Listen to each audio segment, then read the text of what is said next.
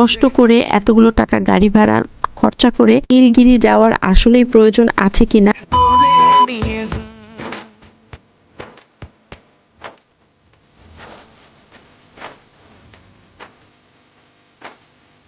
Hello everyone, আসসালামু আলাইকুম, welcome back to my blog. আজকে আমার বান্দরবান ব্লগের লাস্ট ব্লগ এবং আমার ট্যুরেরও লাস্টের ভিডিও আপনাদের সাথে আজকে শেয়ার করছি। আগের ব্লগে বলেছিলাম বান্দরবান এসেছি 2 দিনের জন্য, আজকে হচ্ছে শেষ দিন। আমরা যাচ্ছি নীলগিরি। নীলগিরির নাম সবসময় বইতে পড়েছি, বান্দরবনে ঘোরার জায়গা হিসেবে যা যা আছে তার ভিতরে নীলগিরির নাম আসে, কিন্তু নীলগিরি যাওয়ার আসলেই প্রয়োজন আছে কিনা সেটাই আজকে আপনাদের এই ব্লগে আমি বলবো। 5টায় রওনা দেওয়ার কথা, কিন্তু আমাদের বের হতে লেট হয়ে গিয়েছে। আমরা প্রায় 6টার দিকে গাড়িতে উঠেছি। যেহেতু নীলগিরি সদর থেকে অনেকটা দূরে, তাই যত তাড়াতাড়ি যাওয়া সম্ভব তত তাড়াতাড়ি যাওয়াই ভালো, তাহলে বেস্ট ভিউ পাওয়া যায় নীলগিরিতে। আমরা যাওয়ার একটা পর্যায়ে একটু নেমেছিলাম, এখানে সুন্দর একটা ভিউ পয়েন্ট দেখে। এই সময় মাত্র 7:30 বাজে, কিন্তু এত আলো চোখে আসছিল যে চোখ থেকে তাকাতেই পারছিলাম না, চোখ খুবই ছোট লাগছে। এখানে গিয়ে বুঝতে পেরেছি কেন পাহাড়িদের চোখ ছোট হয়ে থাকে। প্রায় 4 ঘন্টার একটা লম্বা জার্নি শেষে আমরা নীলগিরিতে পৌঁছে গেলাম। এই যে এখানে টিকিট কাউন্টারে দাঁড়িয়ে আছি আমরা টিকিট নেওয়ার জন্য। আগের নীলাচল ব্লগে বলেছিলাম আমরা বান্দরবনে এক রিলেটিভের বাসায় উঠেছি, যে কারণে নীলাচলে আমাদের টিকিট কাটতে হয়নি। ঠিক সেভাবেই নীলগিরিতেও আমাদের রিলেটিভের পরিচিত ছিল বিধায় এখানেও আমাদের টিকিট কাটতে হয়নি। যাই হোক, সব জায়গায় একটু সুবিধা পেয়েছি আমরা। এই যে এই ভিডিওতে দেখা যাচ্ছে আমার চোখটা অনেকটা ছোট লাগছে। অ্যাকচুয়ালি এখানে সানগ্লাস ছাড়া তাকানোই যায় না, চোখ অল্প একটু খোলা সম্ভব, এর বেশি আসলে খোলাই যায় না। কেন যায় না আমি জানি না, প্রচুর আলো আসে চোখে। নীলগিরি জায়গাটা নামের সাথে এর জায়গার মিল আছে, কারণ চারপাশটা আপনারা ভিডিওতে দেখেই বুঝতে পারছেন প্রচুর নীল। ক্যামেরার থেকেও বাস্তবে এখানে আরও নীল আকাশ দেখা যায়।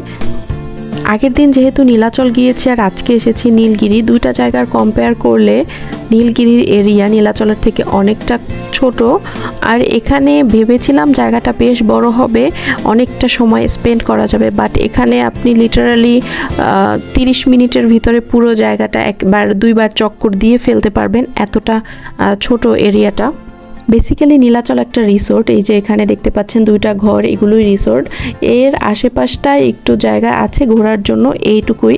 এখানে যারা থাকতে আসেন রিসোর্টে তাদের জন্য জায়গাটা অর্থিত, অনেকটা সুন্দর জায়গা। কিন্তু যারা সদর থেকে শুধুমাত্র এখানে ঘোরার জন্য আসে প্রায় 4000 টাকা গাড়ি ভাড়া দিয়ে, তাদের জন্য এই জায়গাটা খুব একটা অর্থিত না, আমার লাগেনি, বিশেষ করে নীলাচল দেখার পরে। আর এখানে একটা হেলিপ্যাড আছে, আমরা এখন সেখানেই যাচ্ছি। আর আমি একটু ঘোরাঘুরি করলাম, অ্যাকচুয়ালি ঘুরতে এসেছি, একটু ঘোরাঘুরি তো করাই যায়। আর এই যে বিশাল হেলিপ্যাডের জায়গাটা, এটা দূর থেকে দেখতে অনেকটা সুন্দর লাগে। এখানে কেউ ড্রোন শ্যুট করলে তার শ্যুটগুলো অনেক সুন্দর হবে, অনেক ভালো লাগবে। আর নর্মালি ক্যামেরা দিয়ে ভিডিও করলে আসলে এটা বোঝা যায় না জায়গাটা।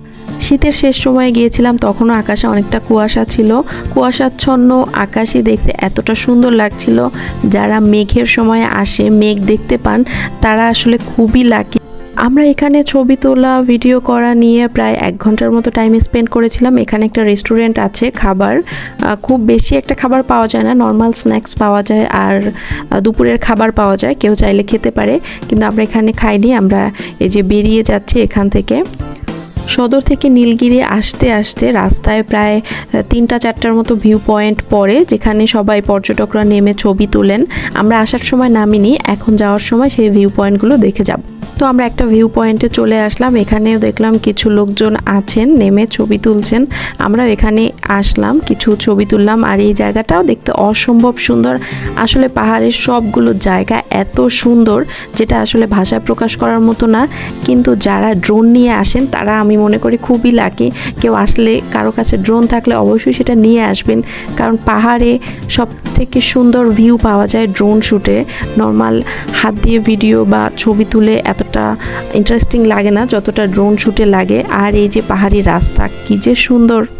এখান থেকে আমরা নামবো চিম্বুক পাহাড়ে। এই যে চলে এসেছি আমরা চিম্বুক পাহাড়ে, আর এটাও জেলা প্রশাসনের আন্ডারে, তাই আমাদের রিলেটিভ থাকার সুবিধার কারণে আমাদের কোনো টিকিট কাটতে হয়নি, আমরা ডিরেক্ট ভিতরে চলে যাচ্ছি। আর দেখুন মানুষ কিভাবে উঠছে। অ্যাকচুয়ালি যাদের পাহাড়ে হাঁটার অভ্যাস নেই, প্রথমবার এসেছে, তাদের জন্য পাহাড় জায়গাটা খুব সুখকর না, বিশেষ করে উপরে ওঠার ক্ষেত্রে।